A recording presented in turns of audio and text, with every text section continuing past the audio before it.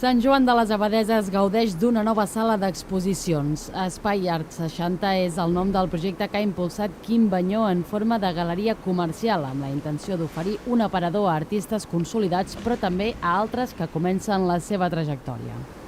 Volem oferir en aquest espai una possibilitat d'exposició a aquells valors emergents que en el món de la fotografia contemporània, la pintura i l'escultura potser es troben en dificultats per trobar un espai. Hem detectat que hi ha molt d'interès en poder exposar obra i veiem també que hi ha força interès per l'art.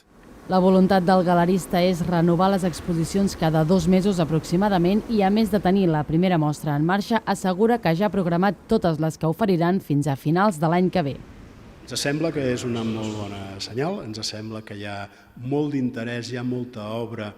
A la comarca del Ripollès i les seves comarques veïnes, tant Osona com la Garrotxa, hi ha una llarguíssima tradició d'agents culturals i d'artistes que, sens dubte, tenen obra que pot ser exposada.